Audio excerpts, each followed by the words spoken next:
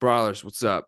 It's me and Toby. It's been a minute. We've been living in the shadow realm for a little bit, aka I have thesis stuff, and I haven't had time, but I needed to make time for this. Toby, what a card! Well, what a main card. The prelims were pretty average, I'd say, but the main card was top tier. Yes. Yeah, no, we've both been busy. You got your thesis. I got my capstone. We've got jobs, internships. We got things to do, but we're back. And what a great card to come back to. Like you said, the main card, phenomenal. The prelims, yeah, pretty good. But man, the main card, just incredible. And the boy, Benoit Saint Denis. I'm sure we'll get into it. We'll get into it. Yeah, we'll get into it. We're not gonna do much with the prelims. I just want to shout out Jared Gordon real quick. He looked pretty good in his fight against Marco Madsen. It seems like when Marco Madsen hit like top 20 guys, it's just been stop. Yeah. You can't do much. Yes. I'm not sure Marco Madsen was quite as good as people expect him to be. He's a fantastic wrestler, don't get me wrong, a pure wrestler. Inside of a MMA arena, I don't know. And he is like 38, I think. So. Yeah, if he was younger, he'd be really good, I think. Yeah, absolutely. But yeah, Jared Gordon, the I think it was an uppercut that landed, and then he kind of realized, oh, this is open. Yeah. Yeah. Oh, I got to say, Josh Van and Kevin Borges, actually, both of those guys really impressed me in that fight. Yes. Especially Josh Van, but actually both guys I thought looked really good. Yeah, they both did look good. And Jamal Emmers, he got bazooka. I know that's probably horribly wrong, but that might be right. I don't know. That might be right. I mean, that's a very Eastern European name, so that's a tough one. But yeah, Jamal Emmers, 50 seconds got him out of there. I like Emmers a lot. I don't know about you, but I think he can make some headway in that division. Yeah, so do I. He's a good fighter. I've never seen two people happier to get into a draw than Sadikov and Borishev. Sadikov had that 10-8. What was it? Second round? Yeah, second round. And Borishev won the third. Yeah, Borishev wasn't great at keeping distance in this fight. Yeah, which he should have. And he's a very refined striker. And Sadikov looked great on the feet as well. It was just, I don't know. I'm not high on either of these guys, honestly, in the lightweight division. I think Sadikov with his wrestling could get good, but I think Borishev's kind of like that gatekeeper of the top 25.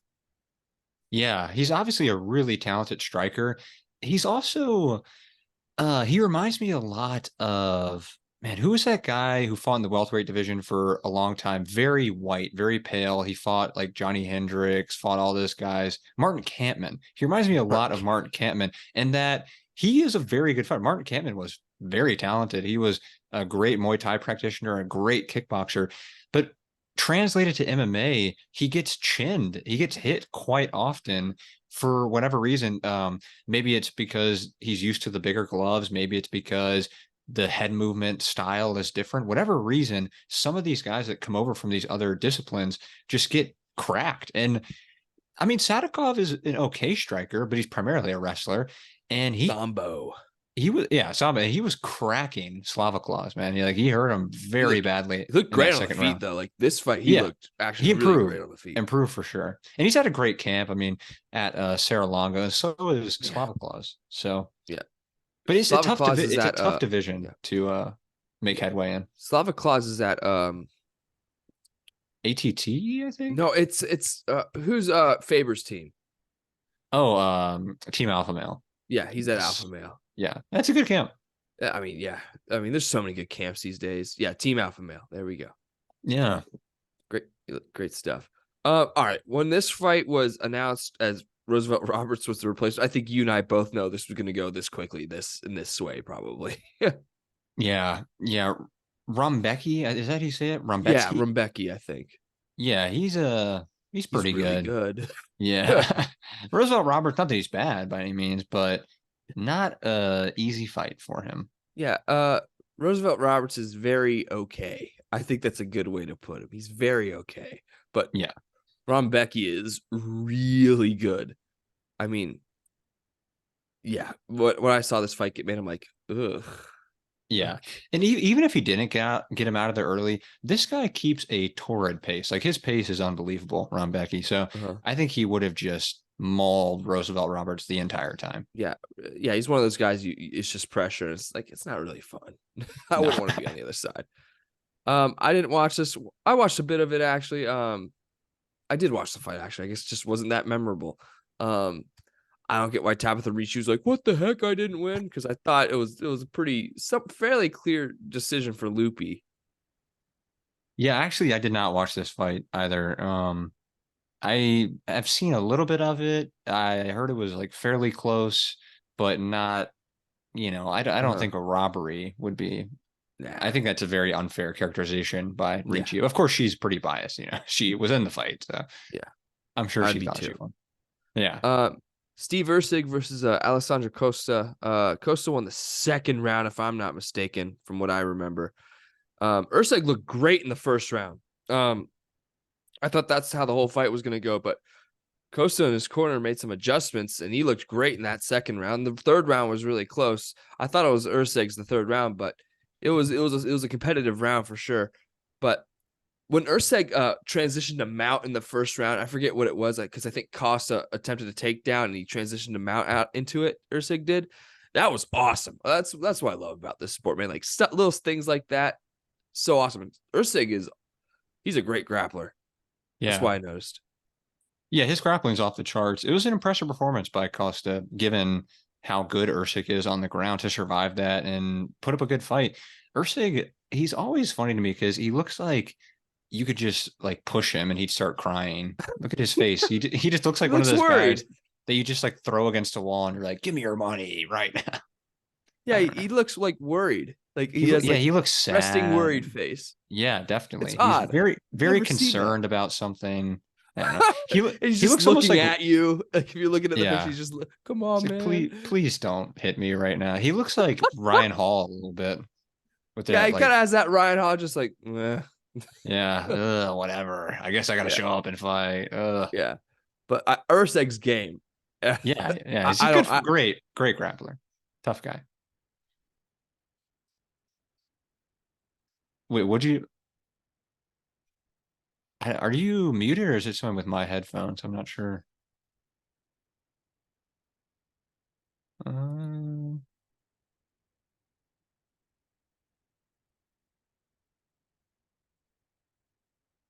hmm. Technical difficulties. We're back. I'm not gonna edit that out because it was like 5 seconds, and it's not worth me looking for it. Yeah. Therefore, we continue. um, Diego Lopez is legit. I don't care what anybody said. I don't care what anybody says. What the? Hold on. Something's up. All right, I'm not gonna hold my mic anymore. But let's continue. Diego Lopez is legit. And I think it's blatantly obvious that he is Toby. His grappling is great. His striking is great. Everything is great about this guy. And I honestly think we need to sacrifice Brian Ortega in his ranking to Diego Lopez because Brian Ortega hasn't fought in a year and a half. Granted, he did dislocate his shoulder. However, there should be consequences for not fighting. And I think Diego Lopez should fight Ortega for the ranking. Yeah, I have no issue with that. When your first fight in the UFC is short notice against Movsar Evloev and Yeah. you take them to a tough decision, yeah, you're a very good fighter. And then we've seen in the two fights subsequent to that, he's just proven himself again and again. This guy definitely legit. He has a very good record outside of the UFC. He's an incredible talent. He can do it on the feet. He can do it on the ground. Granted, Pat Sabatini, not the greatest striker, but he's gotten better over the years. Yeah. He's decent. He actually looked okay. He Yeah. cracked Lopez one time, but I mean, man, this guy is so well rounded, so good. But the grappling, especially, oh my god, I think Phenomenal. I know Pat Sabatini is a great grappler. I think if this fight went to the ground, I would still favor Diego Lopez in this fight, just because I'm that high on this guy, or as Dana would say, this kid. But This kid, man. yeah, even though he's like fully grown, but Yeah, no, he's fantastic. The only thing that Diego Lopez needs to do is just learn a little bit of English. I think it was Habib that said this a long time ago, that it actually is really important to build your profile. And I know that a lot of fans love Diego Lopez anyway, but it will make him that much more appealing to people and more accessible to people if he could just speak a little bit of English, which, But Charlie Olives doesn't know a lick of English, and yet yeah, that's true. That's true. same with Alex Pereira. So, I mean, that dude knows less English than Charles Oliveira probably, and Yeah. everyone loves Poetan. Yeah, But that's we'll true. get to Poetan later. We'll get to Poetan in a minute. Um, dude, I got out my seat when this happened. Benoit Saint Denis knocks out Matt Frivola with a head kick as Frivola was retreating. It was pretty brutal. It Yeah. was, I mean, Saint Denis timed that perfectly.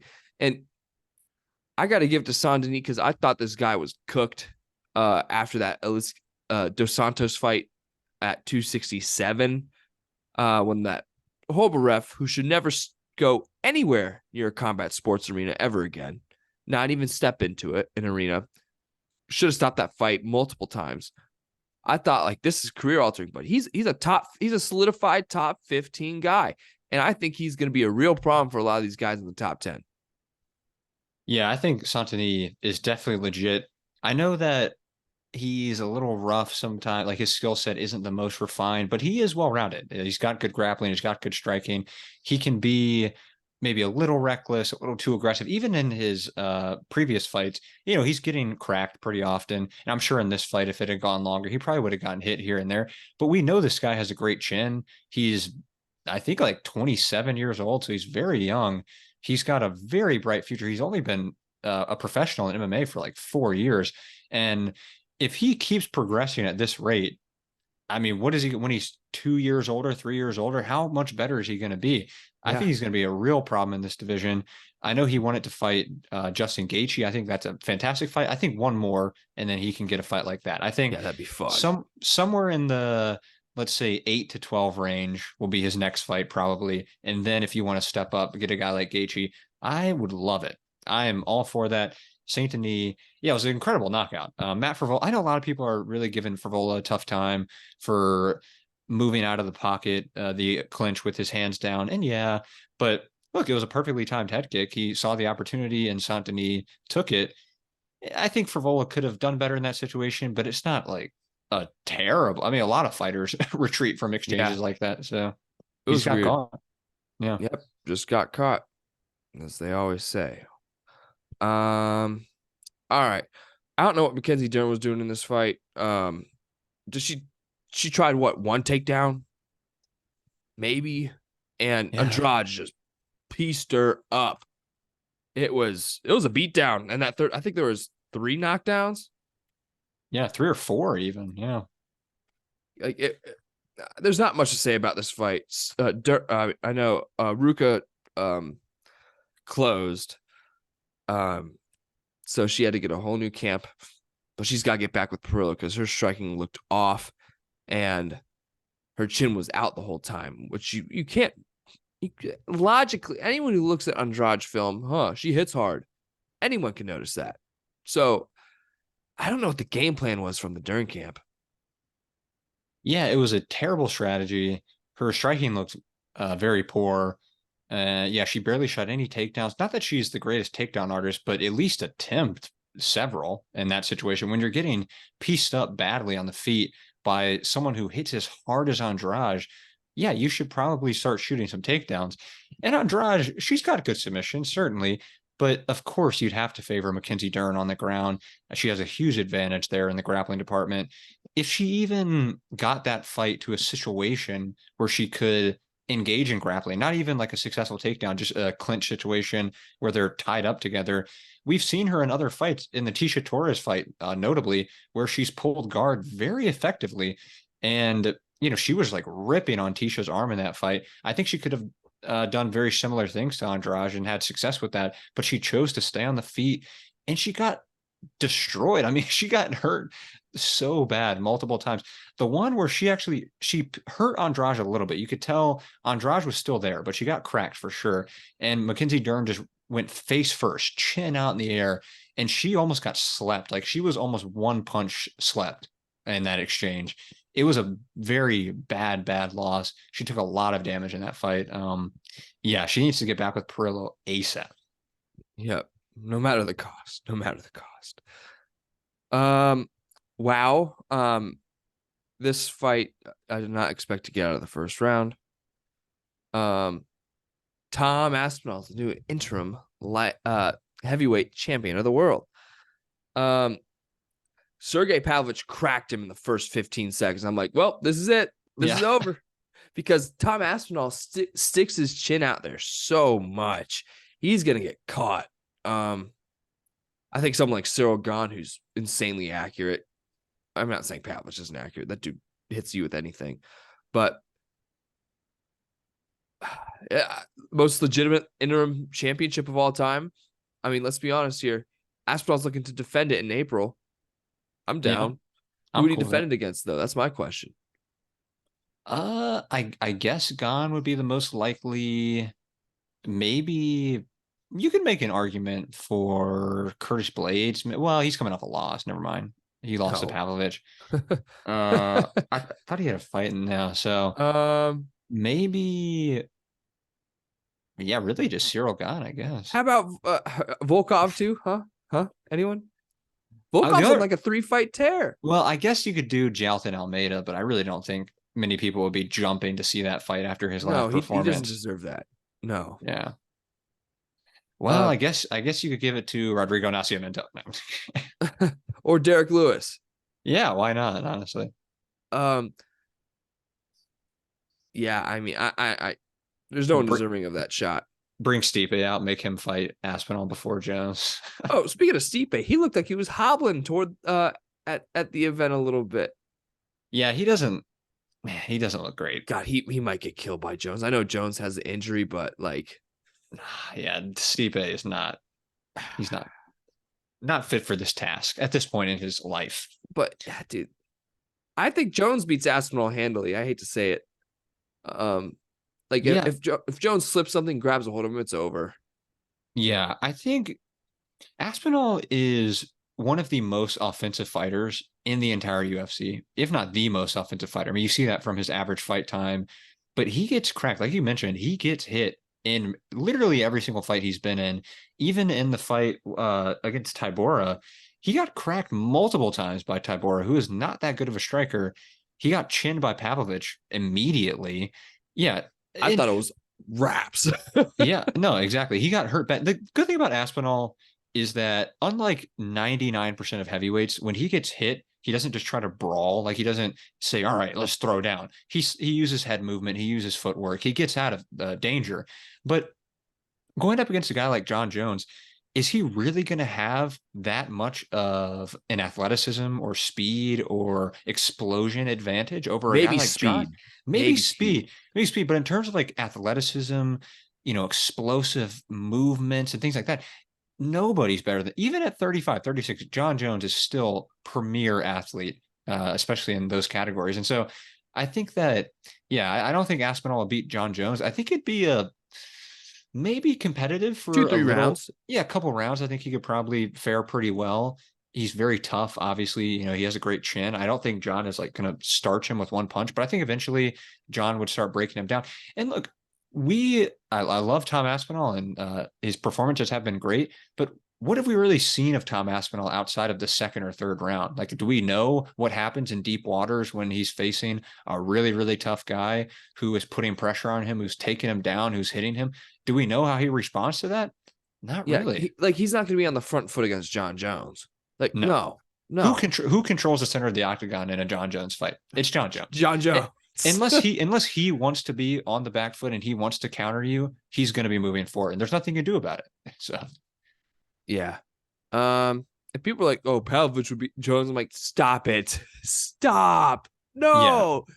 Yeah. If John Jones would slip and grab him, and it's wraps. It's curtains. Yeah, and look, I mean, I still think Pavlovich is a very talented guy. He's awesome. 6-fight TKO or KO streak, incredible. He's got good boxing. He's got decent footwork compared to most heavyweights. He's a good fighter. But yeah, John Jones would decimate him. unfortunately. Sorry Yeah. to say that, guys, but Yeah. yes, Sorry, John Jones guys. would smoke Sergey Pavlovich. No one on this planet beats John Jones. Yeah, not right now, at least. Not right now. Okay. I have to say this about this fight. This was my favorite build up to a fight of all time. Two guys who just let their fighting do the talking. That was one of at the ceremonials, one of the most intense stare downs I've ever seen. They wanted more. They stayed there.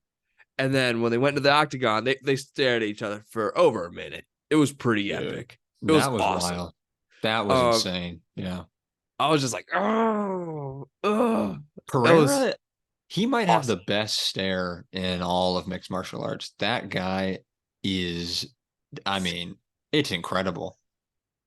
Yeah.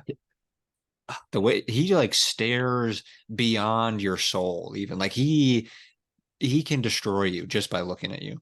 I have never seen anybody look like that. He's so intense.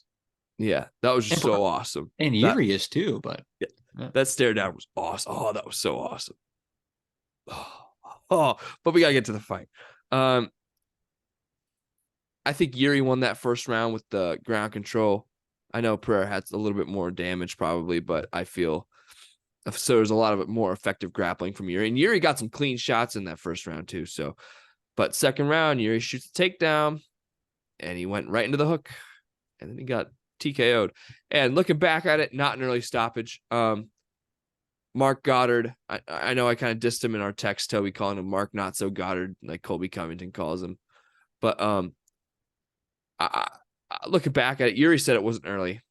So I'll take it from him. But Mark Goddard is the gold standard, as is Goddard and Herzog are the gold standards in this sport. But dang, we'll see a rematch by the end of next year, I think.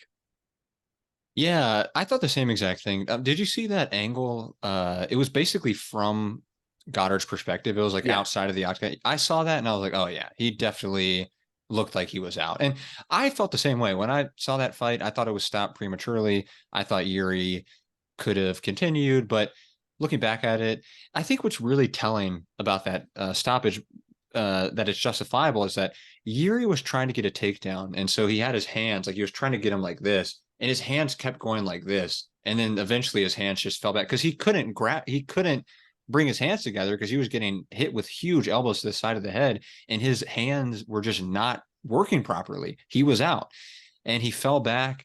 And sure, Pereira, they could have let it go. Pereira could have been in full mount and he could have Ugh. like pounded him unconscious. But I think saving Yuri in that situation is perfectly justified. And as far as the actual finish goes, it was incredible. I mean, Alex Pereira, the power that he's able to generate from such a close distance, like you mentioned earlier, yeah, Prohaska was coming into it. That certainly generated more power. But I mean, yeah, just a very tight shot that he landed right on the chin, cracked him. He landed those elbows perfectly. I mean, right to the side of the ear. I don't think a single one of them was an illegal strike. Nope. All of them were perfectly placed. He did his job well. He did not panic whatsoever, getting taken down the first round. And something about Yuri that I really have always loved is his ground and pound is devastating. If you watch the Glover fight, his ground and pound is crazy, Yeah. crazy. He's so accurate, so powerful with his ground and pound. And Pereira basically stifled almost every shot just by like grabbing his hands, avoiding them. Yeah. I mean, it was great. I mean, Yuri's ground and pound, what I noticed is that he doesn't just, you made the point, he's accurate with it. He doesn't just try and, oh my gosh, he's on the ground. I got to get him out of there. He's very like, Very, he's very finding his precise. target on the ground. Yeah. Here's my thing with Pereira, y'all. I'm a Yuri Prohaska supporter. I love Pereira. I got nothing against this dude. I think he's fun to watch. However, if you look at whom he has fought, he has not fought somebody who is primarily a grappler, who can strike.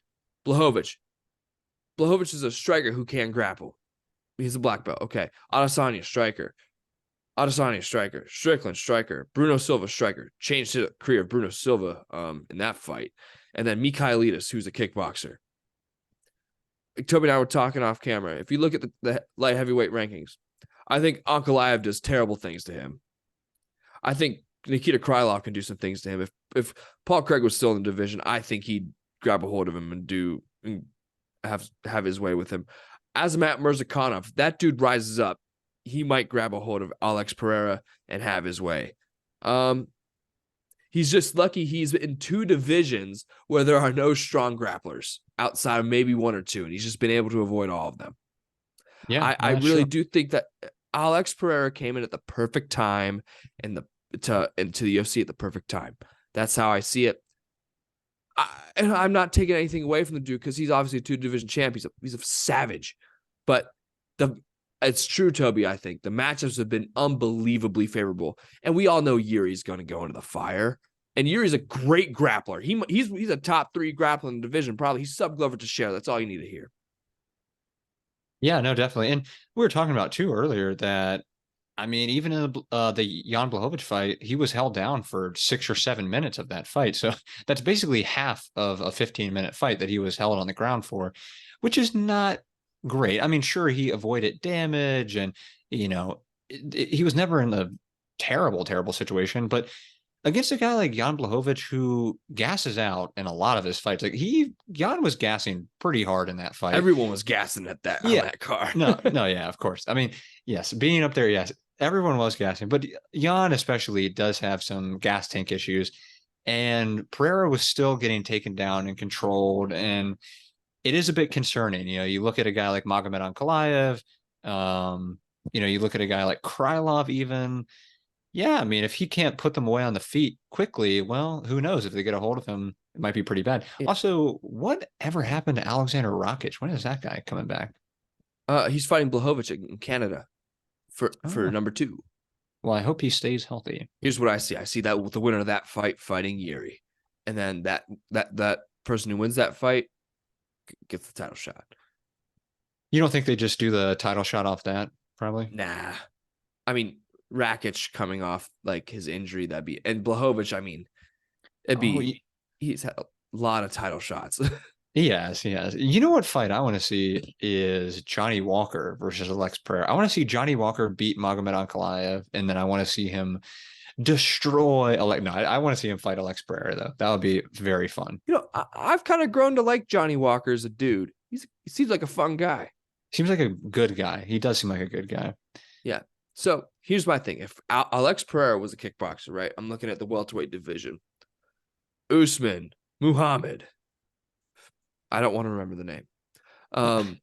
Colby Covington, Gilbert Burns, Shavkat Rakhmonov. This whole top 5 of contenders are grapplers. Yeah. I think if Pereira was a 170 guy, he wouldn't crack the top 5. No, he gets smoked by all of them if he were the same size. Sean Brady would have a field day with him on the ground. Yeah. Kevin Holland, if he decides to fight smart. Fakhretdinov even. He did not look good in that last fight. He didn't, but he was striking way too much. Yeah, he does opinion. That like the jab and the like back fist. Yeah, I've never seen anything like that. If he had just stuck to a really wrestling heavy game plan, he would have looked a lot better, I think. Yeah. Now, credit to Dos Santos for having, pretty good takedown defense, but it was a bad game plan by Fakhretdinov. No, it wasn't great. But anyway, awesome card. Lightweight too, say he's lightweight. He gets smoked by his mom. Probably Charles takes him down. Poirier even.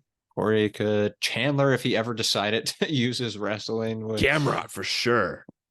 Even though Chandler, I don't think Michael Chandler will ever use his wrestling intelligently. But Gamrot, I've heard, I saw Connor tweeted out, someone had tweeted him, are you in or out for UFC 300? He said, I'm in. But then I saw John Kavanaugh on Ariel Helwani's show, and Kavanaugh was saying that Connor's not going to return until closer to International Fight Week. Look, so, I'm not going to listen to anything Helwani says. I'm done with him. No, but that was straight from Kavanaugh, though. I know, but we'll talk about Helwani after we're done talking about the fights. No, I get it. But yeah. I want Connor to return at 300, and when Connor says something, I'm much less inclined to believe it than when other people say like, yeah, he's probably not going to come back. I don't trust Connor enough at this point to say like, well, I get that. All right. So UFC 297 was announced. Strickland versus Duplessis. I'm grateful. I'm glad Duplessis is getting his shot. Not Hamzat. Yeah. What? this might be the least anticipated title fight of my life. Yeah, I could not. No disrespect to these women, but the style matchup just isn't enticing at all. No, it's not a great fight. I have really almost no interest in this fight. I mean, I respect Raquel Pennington a lot because she's pretty late in her career and she's gone on like a 5-fight win streak. So that's awesome. Yeah, she's been on a tear. Yeah. I mean, and she's a new mom. Shout out to Raquel Pennington. Yeah. I mean, Raquel Pennington is great. I just, should this be a co-main event title fight? I don't know. I guess in that division, sure. But should it be like co-main? Questionable. I'm thinking about, I've looked at going to this card. Maybe it's the day after my birthday is when this card happens, but it's just not. I gotta say, this is not. It's a good card. Toronto. I know it is in Toronto. I've never been to Canada, so that would be pretty cool. But it certainly costs a lot. And also, out of all the cards that are coming up soon, 297 is not necessarily the one that I'm like really, really looking for. Yeah, but let's see what we got here, Toby. I mean, you want to pay $535? Well, what was that when you clicked on it the first time? What were all those options that were checked like automatically? It's just ticket bolt BS. I thought it seemed like it added a lot of things. It's just pre-sale options. Oh, those are just the ones that you see. Okay. Yeah. Ugh. Yeah, that is that's quite expensive. But the rest of the cards are actually pretty awesome. You got Blachowicz versus Rakic, Allen versus Vloyev, Jordan versus Sean Woodson. That's a dope fight. Mike Malott versus Neil Magny. Rest in peace, Neil Magny. Good God. I think they're trying to get Neil Magny out of there. Yeah, probably. I'm sure he'll figure out some way to like win this fight somehow. Lay and pray. Yeah, maybe. Oh man. Yeah, why are they doing that? Dude, come on. Can we get Dominic Reyes up against a grappler or something so we don't have to see?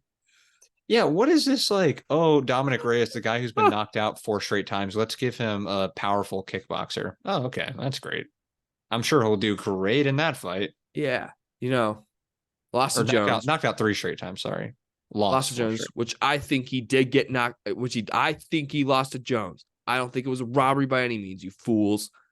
No, when people watch that fight, everybody gets so like, oh my God, he knocked him down. Yeah, he punched him in the chest and he knocked him off balance. I don't think Dominic Reyes did not knock John. No, physically speaking, yes, John Jones went to the floor because of a punch that Dominic Reyes threw. But the term knocked down implies that he rocked him, that he hit him on the chin and he knocked him down. No, he hit him on the chest and he fell backwards. He was off balance. Guys, it was a close fight. John won. I've always thought that. I never thought it was like everybody's like, oh, Reyes won it clearly. What clearly in what world? Yeah. What world are you watching? And then he got sent. Then Blachowicz did his thing, and then Yuri sent him to a place I don't think anybody's ever been. And then Ryan Spann sent him to the next dimension after that. Those were 2 of the worst knockouts anybody's ever suffered, and it was the same guy who lost in both of them. So not Reyes got knocked out with a jab. Knocked out badly too. Yeah, it was. I felt horrible. Chris Curtis versus Marc-Andre Barriol. Okay, not bad. That's a good fight. I can't stand Chris Curtis sometimes. Yeah, he's interesting, but Brad Katona, I actually really like Brad Katona. I'm a big fan of that guy. I know he's a bit like he can be a little unlikable if you like watch any of The Ultimate Fighter, but man, he is good. He's a good fighter. He is tough as nails and he can fight well. So. Yeah. Some other people, Malcolm Gordon, Jimmy Flick. Did Jimmy Flick just fight? I don't know. Jimmy the Brick. When was his last fight? Maybe I'm thinking he fought. They're showing him the highlights against Costa. Yeah. Oh yeah. Probably. Johan Lainez versus Sam Patterson, and then Jillian Robinson versus Polyana Viana. So not a bad fight. Yeah, not too bad. It's not a bad pay-per-view to open the year up. There's some bangers on that card. Yeah. Wow. Then, look, you've got O'Malley and Vera and Volkanovski and Topuria both on January 1st. We got 2 pay-per-views at the same time. At the same time. Oh my God. This is the greatest day in UFC history. Okay. So this will be February 17th, guys. Yeah. Yeah. Just joking if you're listening only. Yes. Yeah. Just a joke. I think some people think Topuria isn't worthy. I don't know, man. I think a lot of people they see that Topuria is pretty legit. Yeah, I'm sure some people are saying that because he's the but 5 contender. Oh, he beat yeah, Josh Emmett. Who? What do you think he does to Ortega? What do you think he murders him, does? kills him. Bloodbath. Dude, look, anybody who ever complains about low rank contenders getting a fight, never forget that Dan Henderson was the number 13 ranked contender when he got a title shot against Michael Bisping because they wanted to do a rematch. Because who did he beat? He beat Hector Lombard, who was like 57 years old at that point. So anybody ever complains, remember that the UFC did that. And by the way, Dan Henderson knocked down Michael Bisping 2 times in that fight and arguably won, actually. So, hey, credit to him. Yeah, and then I think he destroyed Arnold Allen. Honestly, Yeah. I think Ortega. We don't even have to get into that. Yair would be a challenge, but if Topuria got his hands on him, if he really grappled him, he would definitely. Even in the pocket, I think he'd beat him up pretty bad. But that would be a really fun fight. That would be fun. I'd love to see that. Actually, I think we should make that happen. And then Max Holloway. I want to see that. I'm a little worried for Max if that fight happens. We need to do some experiments. What happens when Topuria's hand connects with Holloway's chin? What happens? Yeah. Will he get knocked down? Has he ever officially been knocked down? Even in the Poirier fight, he didn't go to the ground, did he? No, because the fence saved him. Man, I think that Poirier might be the first guy to send him to the ground. Maybe even send him to the shadow realm. Yeah. Nothing against Max, but man, the damage that he's taken and Topuria, the damage that he dishes. Ooh, tough. I fear for Volk in this fight, though. Yeah, so do I.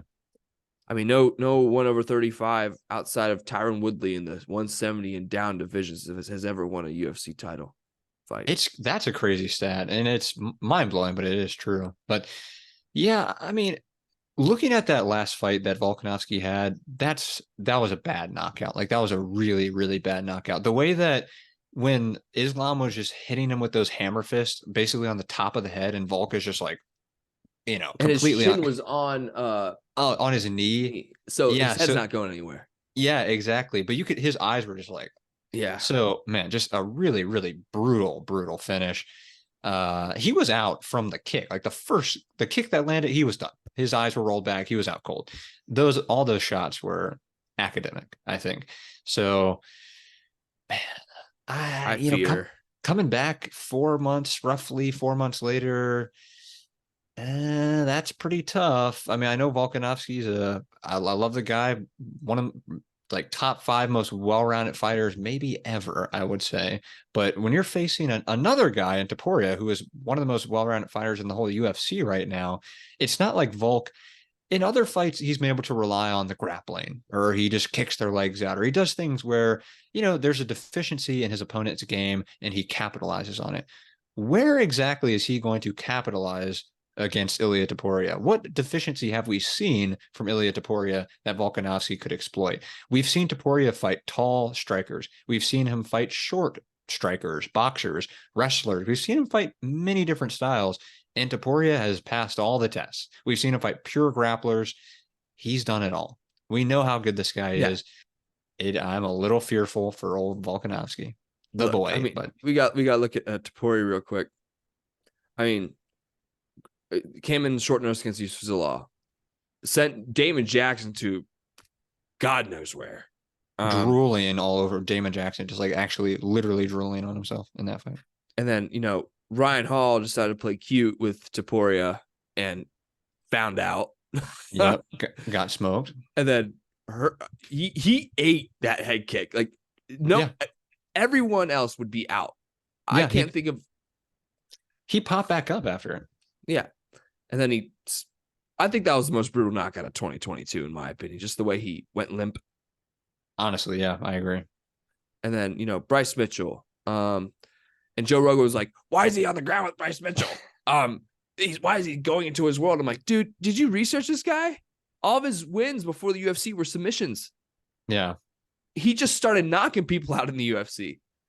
Yeah. And I will say, I have but I've definitely talked down a little bit on Bryce Mitchell, especially about his wrestling. But if we have learned anything from his last fight, well, his wrestling is actually quite a bit better than I thought. Against Dan Ige, his wrestling actually looked pretty good. So we know that Bryce Mitchell is not just a pure grappler. He's also a pretty good wrestler. And Taporia, Bryce Mitchell didn't even he took him down, I think maybe once, but it was night and day different. Like Taporia was clearly much better. Even before he rocked Bryce Mitchell and had him hurt, he was a better grappler.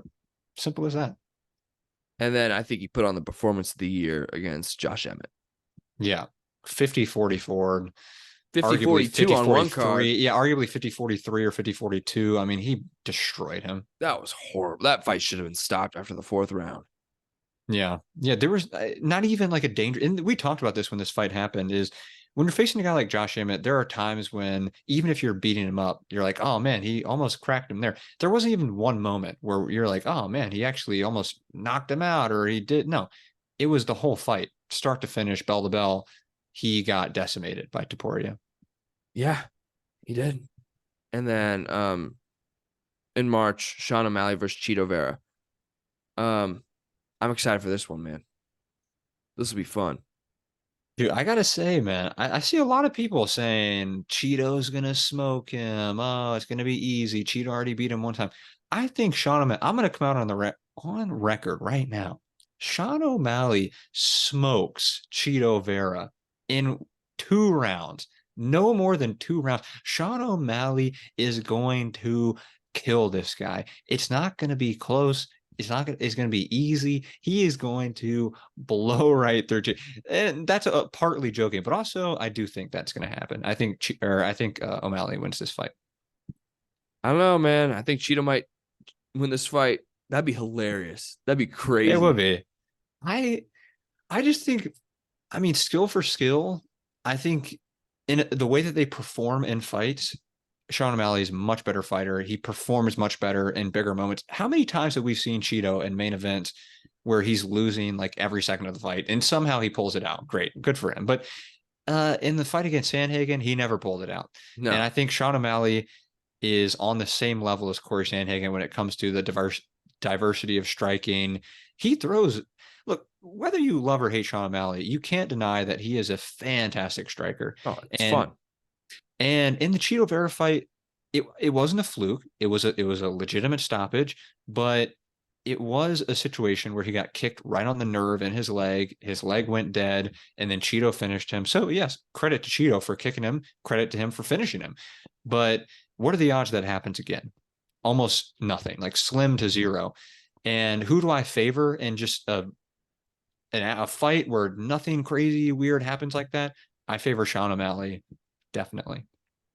But yeah, not counting Cheeto out, but I want to see O'Malley versus Sandhagen really badly.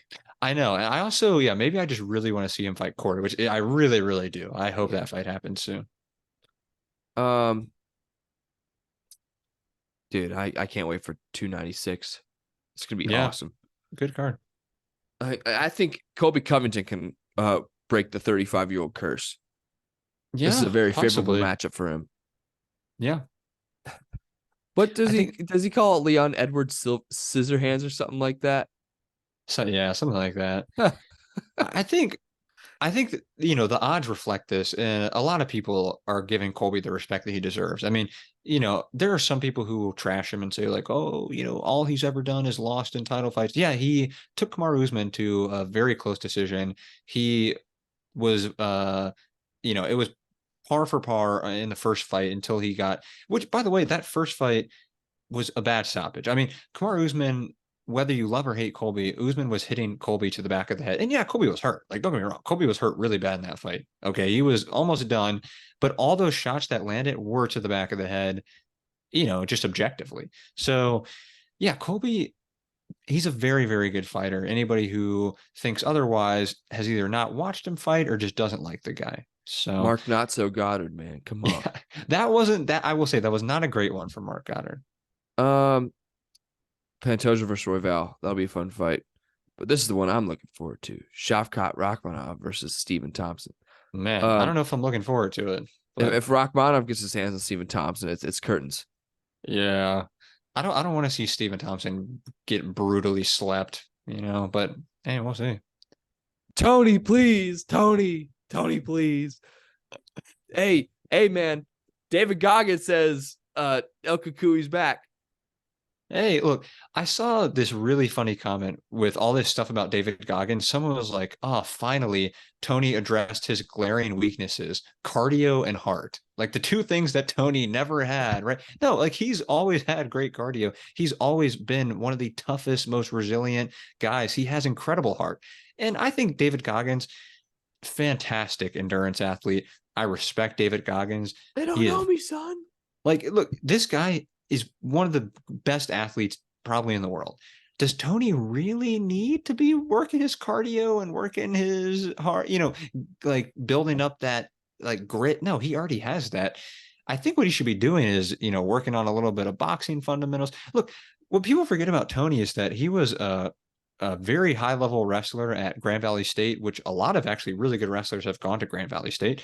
So he's a great wrestler. He was a great boxer. He just doesn't ever use it because he throws so many weird techniques. He's rolling, he's doing all these weird things.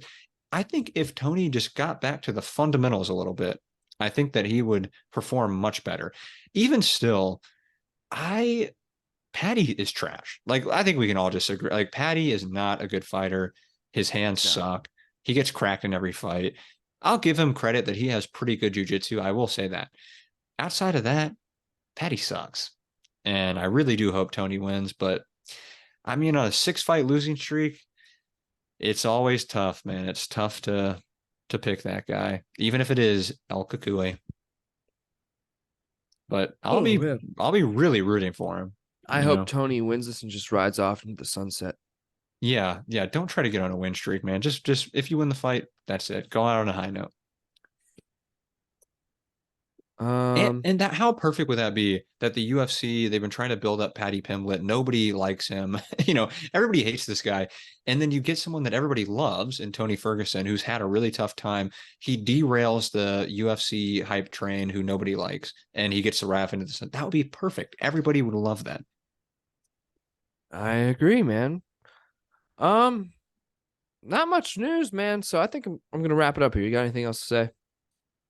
Yeah, no, I can't remember seeing anything too crazy. Oh, I did see there was a fighter just today who popped for cocaine and he got suspended for 9 months. I can't remember it Miles was Johns. yes, Miles Jones. Miles Johns says it's BS. Apparently, Hey, maybe it is. I don't want to maybe it say is. Maybe it it could is. be, could be. I Entirely don't know. possible. But guys, thanks for coming back with us. It was a good time. But well, I don't know when we'll see. I don't want to preview this Allen versus Craig card, so we're not gonna do that. It's not Um, not the greatest, not the greatest. if it's good, we'll review it. But we might come with some fire on it. Who knows? We'll figure it out. We'll see you guys later. Peace. Peace.